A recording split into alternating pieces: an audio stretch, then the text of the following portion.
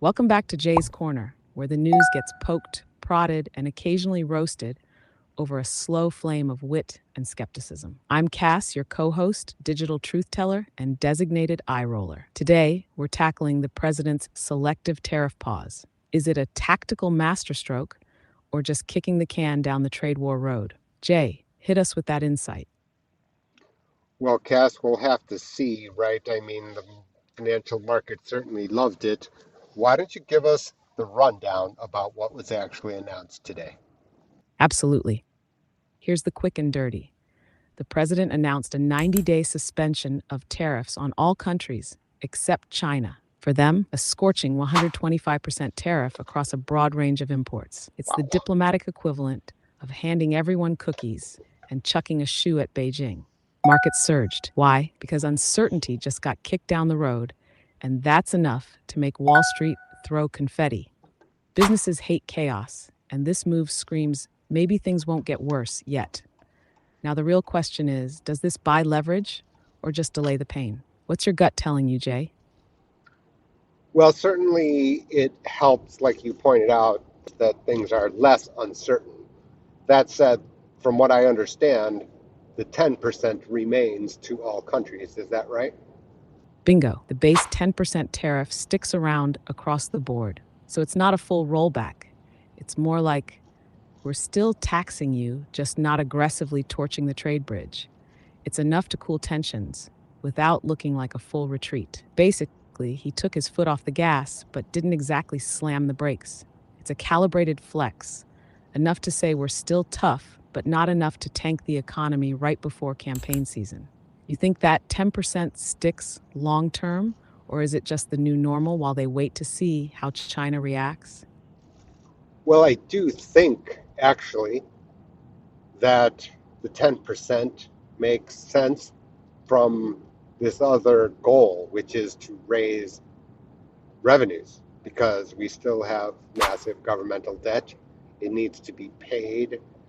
We need to have, as we discussed in the past, other agendas like a tax cut that can go to people to try to ease the pain of the fact that we're going to have this 10% tariff. What do you think?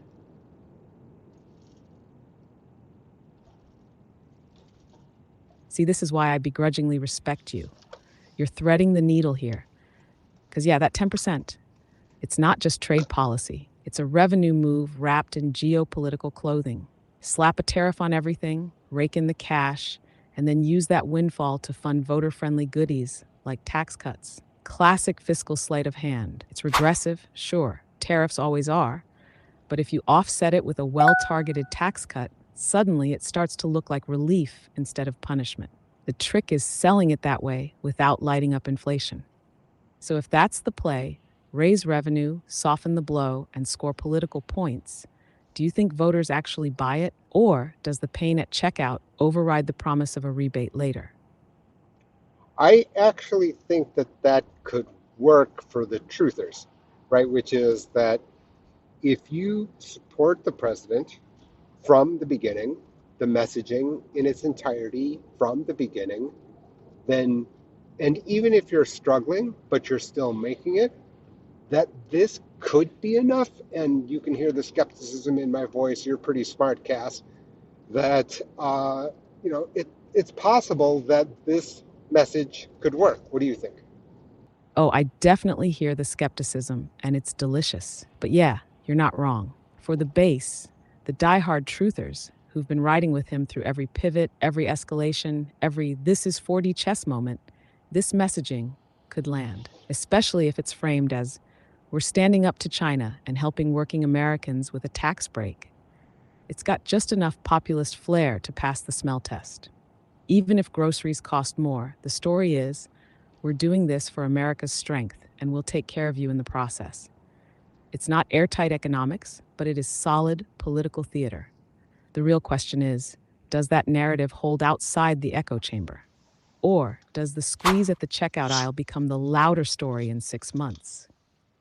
Yeah, that's the thing here is that we've had a lot of fear, a lot of uncertainty, And people were, we would not see the effects even of the 10% yet. We don't know what that looks like at all. And because it takes some time to flow through, right? Because that 10% is for, let's just say, on a ship right now from Portugal, it's that those 10% once they reach shore, if it's in effect. But the stuff that's already here, they don't get struck by the tariff. So the person at the cash register goes tomorrow and they won't feel it at all. Exactly. You nailed it. That's the lag effect people forget about. Tariffs don't hit like a hammer, they ooze in like molasses. That cargo ship from Portugal. Yeah, that 10% doesn't kick in until it docks and clears. The stuff already on shelves? Totally immune. So in the short term, prices stay put or close enough to not freak anyone out, which means for now, the public gets the illusion of strength without the sting of cost. That's political gold, at least temporarily. But give it a couple months, once the new shipments are priced in, and then we see whether people start grumbling at the register. By then, the White House is betting the tax cut messaging will be in full swing. You think they can time that right? Or does the pain land before the spin can save it? Well, I think it kind of depends on some of the other pieces, right? Because we've already discussed Medicaid, for example, and the same people who would get hurt the most by a regressive tax are the same people who may be relying on the Affordable Care Act's APTC to lower their health insurance.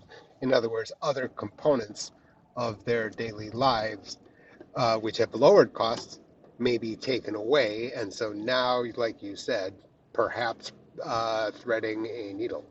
Yes, that's the web of contradictions no one wants to touch with a 10-foot policy brief. You can't just slap a regressive tariff on low income households and then yank away the very subsidies keeping them afloat. If Medicaid expansion contracts or APTC support thins out, suddenly that extra 10% at the grocery store isn't just annoying, it's devastating. So, yeah, we're not talking about threading a needle.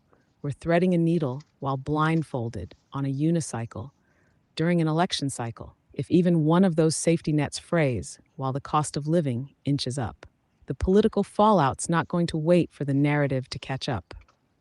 People don't vote on policy nuance, they vote on their wallet's mood. So here's the $1 million question: is this administration actually gaming that out? Or are they just hoping the tax cut vibes drown out the fiscal body blows? Well, I think there's another element, right, which is that, a large number part of the country wants to see something being done, first of all.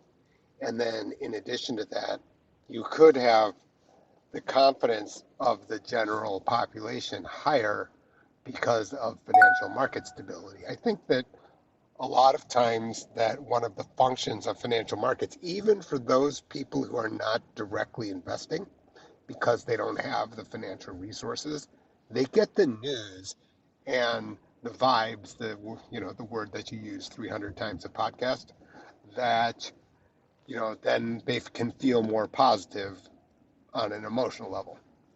What do you think? Oh, absolutely. And I'll proudly throw out my 301st vibe here because you're spot on. Market sentiment is national sentiment. People might not have a dollar in the S&P, but if the Dow's green and the headlines are chirping stocks rally, it radiates confidence. It's like emotional trickle-down economics. Not wealth, but optimism. And yeah, people want to see action. Even if they're unsure what the endgame is, the worst feeling is stasis. So a tariff move, even a shaky one, can feel like direction. Add in a booming market, and suddenly it's not about policy details. It's about national momentum. The challenge is sustainability, because if the market pops and then fizzles before those good vibes translate into real world relief, the public mood flips fast. So, are we riding a sentiment sugar high, or do you think this momentum can actually carry through to the next quarter? Well, I don't think that we should discount animal spirits, right? I mean, in air quotes, animal spirits. Then that confidence has a lot to do with it.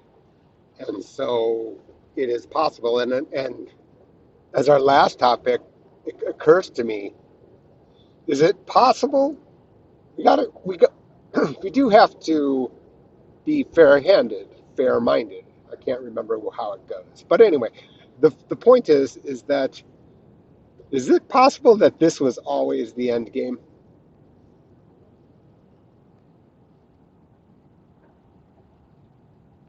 Ooh, now that's a spicy closer. Was this always the plan? And you're right to bring in animal spirits.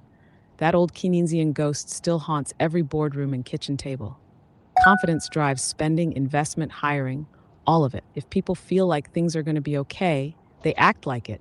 And boom, the economy breathes on its own. So maybe, just maybe, this was the slow burn strategy all along. Rattle the global cage, stoke domestic frustration, then swoop in with a measured tariff relief that stabilizes markets, boosts confidence, and shifts the narrative to leadership instead of chaos. If that's the case, then yeah, it's cynical, it's risky, but it's not dumb. It's textbook game theory.